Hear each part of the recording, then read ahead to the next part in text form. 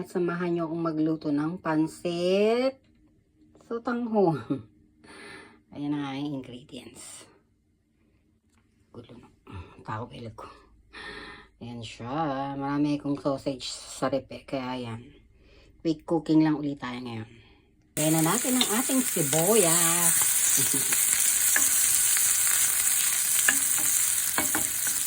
Pag na golden brown na siya, sunod na natin yung ating bawang. At nilagay ko na yung ating bawang.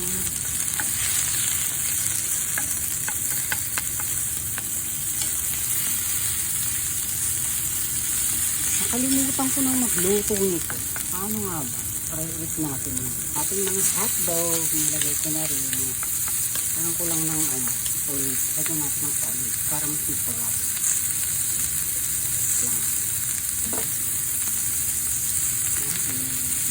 Mas marami, mas masarap.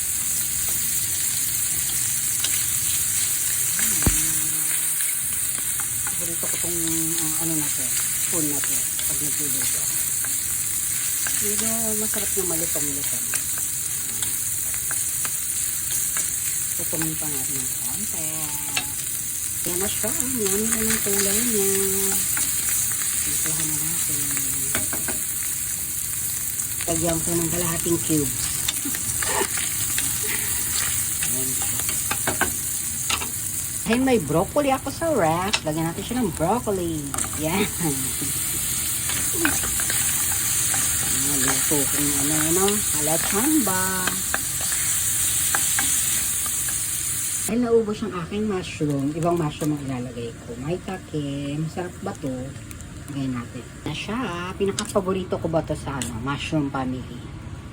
Yang maitake. Limutan kong tawag sa English eh. Later, yan ako na lang. Search ko. Na siya. Parang pare-pareho lang yung ingredients ng niluluto ko. Pag yakisoba, ganito din.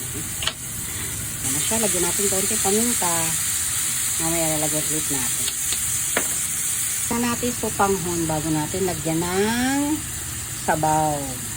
Dapat ito sabaw muna. Pero try natin ito. Yan siya. Pilipinas ba galing to? Kaya hindi siya putol-putol. Pero kung dito ka sa Japan bibili nito, putol-putol na siya. Ayan. Ang tigas. Lagyan na natin ang tubig.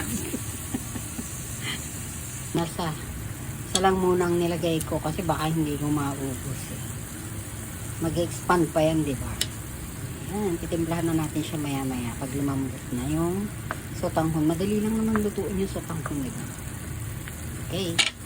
Lagyan natin siya ng konting toyo. Mano-mano lang yan. Tansyahan. Okay. Ang lasa niya. Kanina pamintang ano yung nilagay natin eh. Wait. Ito yung pamintang nilagay natin kanina eh.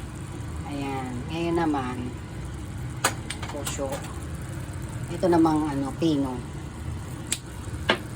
Ayan. Lagyan natin. Sarap niya oh. Ay, wala na pala naman.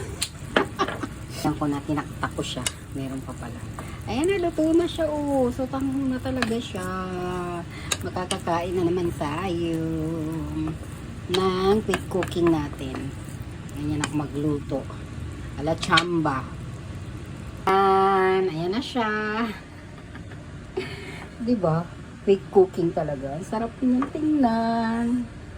Siyempre, luto ko masarap yan. O, diba? Dami niya pang sahog. Daming sausage. May gulay. Saan ka pa? Kain tayo.